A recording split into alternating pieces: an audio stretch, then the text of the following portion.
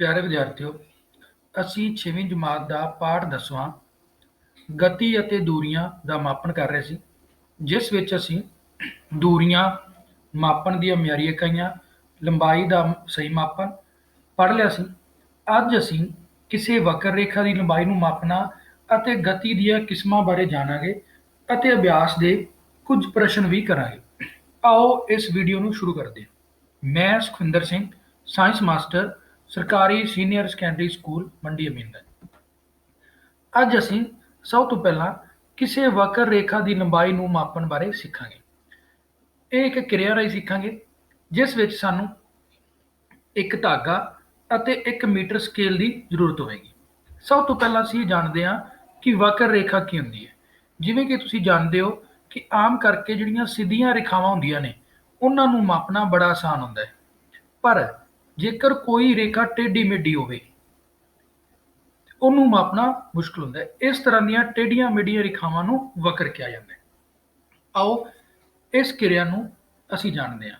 ਇਸ ਕਿਰਿਆ 'ਚ ਅਸੀਂ ਇੱਕ ਧਾਗਾ ਲਾਵਾਂਗੇ, ਧਾਗੇ ਦੇ ਇੱਕ ਸਿਰੇ ਤੇ ਇੱਕ ਗੰਢ ਬਣਾ ਲਾਂਗੇ ਤੇ ਉਸ ਗੰਢ ਨੂੰ ਅਸੀਂ ਵਕਰ ਰੇਖਾ ਦੇ ਇੱਕ ਸਿਰੇ ਤੋਂ ਰੱਖ ਕੇ ਦੂਸਰੇ ਸਿਰੇ ਤੱਕ ਧਾਗੇ ਨੂੰ ਲੈ ਕੇ ਜਾਵਾਂਗੇ। ਇਸ ਵਕਰ ਰੇਖਾ ਦੇ ਉੱਪਰ ਅਸੀਂ ਧਾਗਾ ਲੈ ਕੇ ਜਾਵਾਂਗੇ ਤੇ ਧਾਗੇ ਨੂੰ ਦੂਸਰੇ ਸਿਰੇ ਤੱਕ ਲਿਜਾਣ ਤੱਕ ਅਸੀਂ ਇੱਥੇ ਮਾਰਕਰ ਨਾਲ ਨਿਸ਼ਾਨ ਵੀ ਲਗਾ ਸਕਦੇ ਹਾਂ ਜਾਂ ਧਾਗੇ ਨੂੰ ਕੈਂਚੀ ਨਾਲ ਕੱਟ ਵੀ ਸਕਦੇ ਹਾਂ, ਅਤੇ ਉਸ ਤੋਂ ਬਾਅਦ ਧਾਗੇ ਨੂੰ ਸਿੱਧਾ ਰੱਖ ਕਰਕੇ ਅਸੀਂ ਮੀਟਰ ਸਕੇਲ ਨਾਲ ਇਸ ਦੀ ਲੰਬਾਈ ਨੂੰ ਮਾਪ ਲਾਂਗੇ। ਆਓ ਇੱਕ ਵੀਡੀਓ ਰਾਹੀਂ ਇਸ ਨੂੰ ਜਾਣਦੇ ਹਾਂ। ਜਿਵੇਂ ਕਿ ਤੁਸੀਂ ਵੀਡੀਓ 'ਚ ਦੇਖ ਰਹੇ ਹੋ, ਆਪਣੇ ਕੋਲ ਇਹ ਇੱਕ ਵਕਰ ਹੈ, ਇਹ ਆਪਣੇ ਕੋਲ ਧਾਗਾ ਹੈ ਜਿਹਦੇ ਇੱਕ ਸਿਰੇ ਤੇ ਗੰਢ ਦਿੱਤੀ ਹੋਈ ਹੈ, ਤੇ ਇਸ ਧਾਗੇ ਨੂੰ ਅਸੀਂ ਇੱਥੋਂ ਸ਼ੁਰੂ ਤੋਂ ਐਂਡ ਤੱਕ ਸ਼ੁਰੂ ਕਰਾਂਗੇ। ਵੀਡੀਓ ਸ਼ੁਰੂ ਕਰਦੇ ਹਾਂ।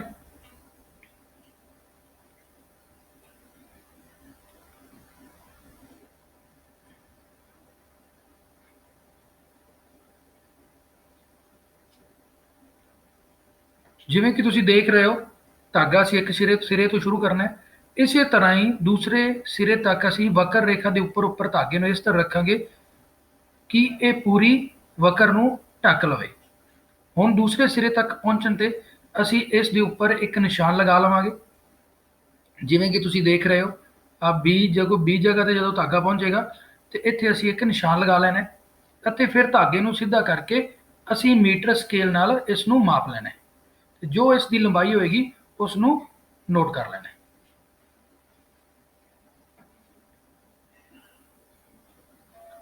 ਹੁਣ ਅਸੀਂ ਇਸ ਤਰ੍ਹਾਂ ਦੀਆਂ ਹੋਰ ਵਕਰ ਰੇਖਾਵਾਂ ਦੀ ਮਿਣਤੀ ਬਾਰੇ ਵੀ ਜਾਣਦੇ ਹਾਂ।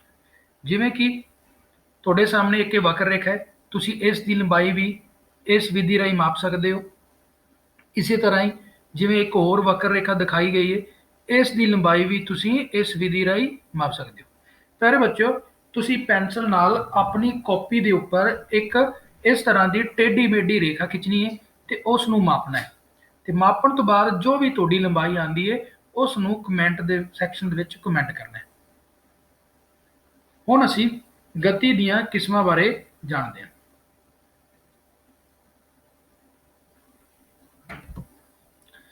ਗਤੀ ਦੀਆਂ ਕਿਸਮਾਂ ਆਮ ਕਰਕੇ ਸਾਡੇ ਕੋਲ ਗਤੀ ਦੀਆਂ 3 ਕਿਸਮਾਂ ਨੇ। ਸਭ ਤੋਂ ਪਹਿਲਾਂ ਜਿਹੜੀਆਂ ਵਸਤੂਆਂ ਸਿੱਧੀ ਰੇਖਾ 'ਚ ਗਤੀ ਕਰਦੀਆਂ ਨੇ, ਜਿਵੇਂ ਕਿ ਇੱਕ ਰੇਖਾ ਦੇ ਰੱਖੀ ਸਿੱਧੀ ਰੇਖਾ ਹੈ, ਇਸ ਰੇਖਾ ਜਿਹੜੀ ਵਸਤੂਆਂ ਗਤੀ ਕਰਦੀਆਂ ਨੇ ਉਸ ਨੂੰ ਬੋਲਦੇ ਨੇ ਸਰਲ ਰੇਖੀ ਗਤੀ। ਜਿਵੇਂ ਕਿ ਆਮ ਕਰਕੇ ਸੜਕਾਂ ਦੇ ਜਿਹੜੇ ਵਾਹਨ ਗਤੀ ਕਰਦੇ ਨੇ ਇਹ ਇੱਕ ਸਰਲ ਰੇਖਾ 'ਚ ਗਤੀ ਕਰਦੇ ਨੇ। ਰੇਲ ਗੱਡੀਆਂ ਵੀ ਇੱਕ ਸਰਲ ਰੇਖਾ 'ਚ ਗਤੀ ਕਰਦੀਆਂ ਨੇ, ਤੇ ਇਸ ਤਰ੍ਹਾਂ ਦੀ ਗਤੀ ਨੂੰ ਸਰਲ ਰੇਖੀ ਗਤੀ ਕਿਹਾ ਜਾਂਦਾ ਹੈ। ਪਰ ਕੁਝ ਵਸਤੂਆਂ ਇੱਕ ਚੱਕਰ ਅਨੁਸਾਰ ਗਤੀ ਕਰਦੀਆਂ ਨੇ, ਜਿਵੇਂ ਕਿ ਤੁਸੀਂ ਚੱਕਰ ਦੇਖ ਰਹੇ ਹੋ, ਇਸ ਚੱਕਰ ਅਨੁਸਾਰ ਗਤੀ ਕਰਦੇ ਨੇ, ਉਸ ਨੂੰ ਚੱਕਰਾਕਾਰ ਗਤੀ ਕਿਹਾ ਜਾਂਦਾ ਹੈ। ਜਿਵੇਂ ਕਿ ਪੱਖਾ ਹਮੇਸ਼ਾ ਇੱਕ ਚੱਕਰ ਦੇ ਅਨੁਸਾਰ ਗਤੀ ਕਰਦਾ ਹੈ, ਇਸ ਕਰਕੇ ਪੱਖੇ ਦੀ ਗਤੀ ਕੀ ਹੋਏਗੀ? ਚੱਕਰਾਕਾਰ। ਤੁਸੀਂ ਅਜਿਹੀਆਂ ਹੋਰ ਵੀ ਉਦਾਹਰਨਾਂ ਆਪਣੇ ਆਲੇ ਦੁਆਲੇ ਲੱਭਣੀਆਂ ਨੇ ਜਿਹੜੀਆਂ ਸਰਲ ਰੇਖੀ ਗਤੀ ਕਰਦੀਆਂ ਨੇ ਤੇ ਚੱਕਰਾਕਾਰ ਗਤੀ ਕਰਦੀਆਂ ਨੇ। ਇਸੇ ਤਰ੍ਹਾਂ ਹੀ ਸਾਡੇ ਕੋਲ ਤੀਸਰੀ ਗਤੀ ਹੈਗੀ ਹੈ ਆਵਰਤੀ ਗਤੀ। ਜਿਹੜੀ ਆਵਰਤੀ ਗਤੀ ਹੈ, ਜਿਹੜੀਆਂ ਵਸਤੂਆਂ ਆਪਣੀ ਮੱਧ ਸਥਿਤੀ, ਮੰਨ ਲਓ ਜਿਵੇਂ ਪੈਂਡੂਲਮ ਹੈ, ਇਹ ਆਪਣੀ ਮੱਧ ਸਥਿਤੀ ਤੋਂ ਅੱਗੇ ਪਿੱਛੇ ਜਦੋਂ ਕੋਈ ਵਸਤੂ ਗਤੀ ਕਰਦੀ ਹੈ ਤੇ ਉਸ ਨੂੰ ਆਵਰਤੀ ਗਤੀ ਕਹਿੰਦੇ ਨੇ। ਐਵੇਂ ਜਿਹੜੀਆਂ ਆਪਣੇ ਕੋਲ ਸਟਾਰ ਹੈ, ਇਸ ਦੀਆਂ ਜਿਹੜੀਆਂ ਤਾਰਾਂ ਨੇ, इस तरह जिवें अपने कोल स्टार है, यदि स्टार ਦੀਆਂ ਜਿਹੜੀਆਂ ਤਾਰਾਂ ਨੇ ਇਹ ਵੀ ਆਪਣੀ ਮੱਧ ਸਥਿਤੀ ਤੋਂ ਅੱਗੇ ਪਿੱਛੇ ਗਤੀ ਕਰਦੇ ਰਹਿੰਦੀਆਂ ਨੇ ਤੇ ਇਸ ਤਰ੍ਹਾਂ ਇਹ ਵੀ ਕਿਹੜੀ ਗਤੀ ਹੈ, ਆਵਰਤੀ ਗਤੀ। ਜਿਵੇਂ ਕਿ ਤੁਹਾਨੂੰ ਇੱਕ ਘੰਟੀ ਦਿਖਾਈ ਦੇ ਰਹੀ ਹੈ, ਇਸ ਵਿੱਚ ਜਿਹੜੀ ਘੰਟੀ ਹੈ ਇਹ ਵੀ ਆਪਣੀ ਮੱਧ ਸਥਿਤੀ ਤੋਂ ਅੱਗੇ ਪਿੱਛੇ ਗਤੀ ਕਰਦੀ ਹੈ, ਇਸ ਕਰਕੇ ਇਹ ਵੀ ਇੱਕ ਆਵਰਤੀ ਗਤੀ ਹੈ। ਜਿਵੇਂ ਤੁਸੀਂ ਇੱਕ ਢੋਲ ਦੀ ਝਿੱਲੀ ਦੇਖ ਰਹੇ ਹੋ, ਜੇ ਢੋਲ ਦੀ ਝਿੱਲੀ ਹੈ ਜਦੋਂ ਇਹਦੇ ਤੇ ਸੱਟ ਮਾਰੀ ਜਾਂਦੀ ਹੈ ਤਾਂ ਇਸ ਦੀ ਜਿਹੜੀ ਝਿੱਲੀ ਹੈ ਇਹ ਵੀ ਉੱਪਰ ਨੀਚੇ ਗਤੀ ਕਰਦੀ ਹੈ, ਇਸ ਤਰ੍ਹਾਂ ਗਤੀ ਕਰਦੀ ਹੈ ਉੱਪਰ ਨੀਚੇ, ਇਸ ਕਰਕੇ ਇਹ ਆਪਣੇ ਕੋਲ ਕੀ ਆ ਜਾਂਦੀ ਹੈ, ਆਵਰਤੀ ਗਤੀਆਂ। ਹੁਣ ਅਸੀਂ ਕੁਝ ਪ੍ਰਸ਼ਨ ਹੱਲ ਕਰਦੇ ਹਾਂ, ਪਰ ਸਭ ਤੋਂ ਪਹਿਲਾਂ ਤੁਸੀਂ ਜਾਣ ਲੈਣਾ ਹੈ ਗਤੀਆਂ ਦੀ ਕਿੰਨੀਆਂ ਕਿਸਮ ਹੁੰਦੀਆਂ ਨੇ, ਤਿੰਨ। ਕਿਹੜੀਆਂ ਕਿਹੜੀਆਂ? ਇੱਕ ਤਾਂ ਹੋ ਗਈ ਆਪਣੇ ਕੋਲ ਸਰਲ ਰੇਖੀ ਗਤੀ, ਦੂਸਰੀ ਚੱਕਰਾਕਾਰ ਗਤੀ, ਉਸ ਤੋਂ ਬਾਅਦ ਇੱਕ ਆਪਣੇ ਕੋਲ ਹੋਰ ਗਤੀ ਹੈ ਆਵਰਤੀ ਗਤੀ। ਹੁਣ ਅਸੀਂ ਇਹਨਾਂ ਤਿੰਨ ਗਤੀਆਂ ਨੂੰ ਯਾਦ ਰੱਖਣਾ ਹੈ, ਸਰਲ ਰੇਖੀ ਗਤੀ, ਚੱਕਰਾਕਾਰ ਗਤੀ ਤੇ ਆਵਰਤੀ ਗਤੀ। ਹੁਣ ਤੁਸੀਂ ਆਪਣੇ ਆਲੇ ਦੁਆਲੇ ਅਜਿਹੀਆਂ ਗਤੀਆਂ ਦੀ ਉਦਾਹਰਨਾਂ ਲੱਭਣੀਆਂ ਨੇ ਜਿਨ੍ਹਾਂ ਵਿੱਚ ਸਰਲ ਰੇਖੀ ਗਤੀ ਹੈਗੀ ਹੈ, ਆਵਰਤੀ ਗਤੀ ਹੈ ਤੇ ਚੱਕਰਾਕਾਰ ਗਤੀ ਹੈ। ਹੁਣ ਅਸੀਂ ਕੁਝ ਪ੍ਰਸ਼ਨਾਂ ਨੂੰ ਹੱਲ ਕਰਦੇ ਹਾਂ, ਜਿਵੇਂ ਸਾਡੇ ਅਭਿਆਸ ਦਾ ਇੱਕ ਪੰਜਵਾਂ ਪ੍ਰਸ਼ਨ ਹੈ ਜਿਸ ਨੂੰ ਅਸੀਂ ਹੱਲ ਕਰਦੇ ਹਾਂ ਕਿ ਕਿਸੇ ਵਿਅਕਤੀ ਦੀ ਲੰਬਾਈ 1.65 ਮੀਟਰ ਹੈ ਤੇ ਇਸ ਨੂੰ ਸੈਂਟੀਮੀਟਰ ਅਤੇ ਮਿਲੀਮੀਟਰਾਂ ਵਿੱਚ ਤਬਦੀਲ ਕਰੋ। ਪਿਆਰੇ ਬੱਚਿਓ, ਤੁਸੀਂ ਇੱਕ ਚੀਜ਼ ਯਾਦ ਰੱਖਣੀ ਹੈ, ਜਦੋਂ ਵੀ ਅਸੀਂ ਦਸ਼ਮਲਵ ਤੋਂ ਬਾਅਦ ਵਾਲੇ ਅੱਖਰ ਪੜ੍ਹਨੇ ਹੁੰਦੇ ਨੇ ਤੇ ਉਹਨਾਂ ਨੂੰ ਇਕੱਲਾ ਇਕੱਲਾ ਪੜ੍ਹਨਾ ਹੁੰਦਾ ਹੈ। ਅਸੀਂ ਇਸ ਨੂੰ 1.65 ਨਹੀਂ ਪੜ੍ਹਨਾ, ਅਸੀਂ ਕਿਸ ਤਰ੍ਹਾਂ ਪੜ੍ਹਨਾ ਹੈ, 1.65 ਮੀਟਰ।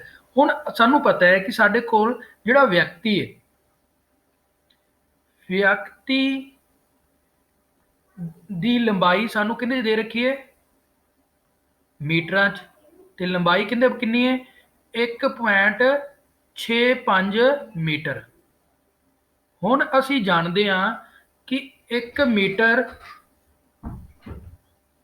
ਬਰਾਬਰ ਹੁੰਦਾ ਹੈ 100 ਸੈਂਟੀਮੀਟਰ, ਤੇ ਮੈਂ ਸੈਂਟੀਮੀਟਰ ਨੂੰ ਸੀਐਮ ਦੁਆਰਾ ਲਿਖ ਰਿਹਾ ਕਿਉਂਕਿ ਸੈਂਟੀਮੀਟਰ ਨੂੰ ਸੀਐਮ ਰਾਹੀਂ ਲਿਖਿਆ ਜਾਂਦਾ ਹੈ ਤੇ ਮਿਲੀਮੀਟਰ ਨੂੰ ਐਮਐਮ, ਛੋਟੀ ਐਮਐਮ।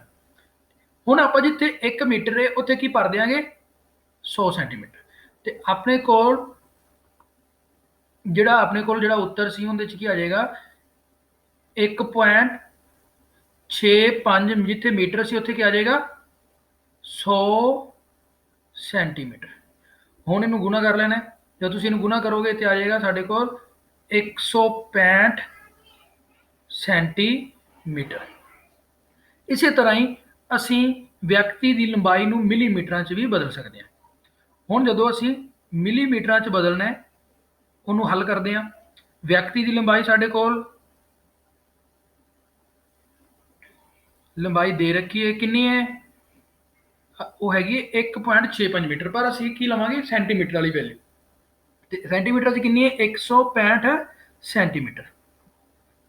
ਹੁਣ ਅਸੀਂ ਜਾਣਦੇ ਹਾਂ ਕਿ 1 ਸੈਂਟੀਮੀਟਰ ਬਰਾਬਰ ਹੁੰਦਾ ਹੈ 10 ਮਿਲੀਮੀਟਰ ਦੇ।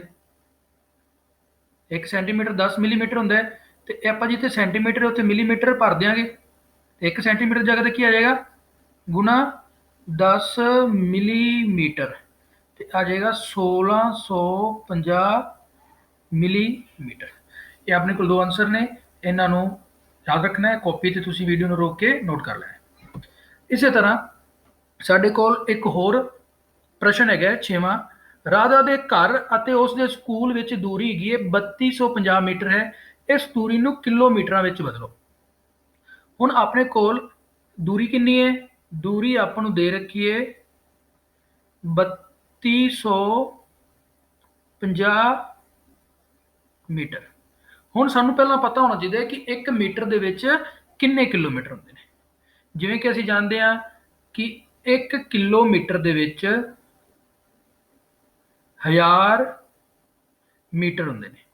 ਕਿਲੋਮੀਟਰ ਨੂੰ km ਦੁਆਰਾ ਲਿਖਿਆ ਜਾਂਦਾ ਹੈ, ਮੀਟਰ ਨੂੰ m ਦੁਆਰਾ।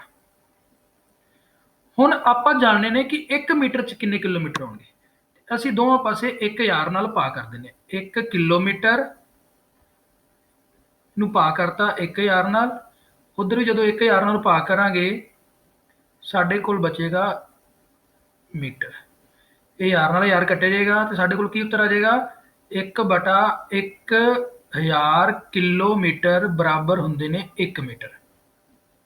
1 ਮੀਟਰ ਦੀ ਜਗ੍ਹਾ ਤੇ ਆਪਾਂ इस तरह फिर साढ़े कोल आया 3250, जिथे मीटर है, मीटर 1 मीटर बराबर किंदे, 1 मीटर बराबर हैगा अपने कोल 1/1000 किलोमीटर। इत्थे की आ जाएगा 1/1000 किलोमीटर। हुण इहनूं असीं हल करदे हां, 3250/1000 किलोमीटर। ये अपना उत्तर आएगा 3.250 किलोमीटर। ये अपना उत्तर आ गया। सो इस तरह तुसी बाकी 7वां सवाल तुसी आप खुद एक्सरसाइज का खुद सॉल्व करना है, तो उसका जो भी उत्तर आता है मैनू कमेंट सैक्शन के रिप्लाई करना है। धन्यवाद। जेकर तुहानूं वीडियो पसंद आई तुसी बाकी बच्चों तक भी इसनूं भेजो तां जो सारिਆਂ ਦਾ फायदा हो सके।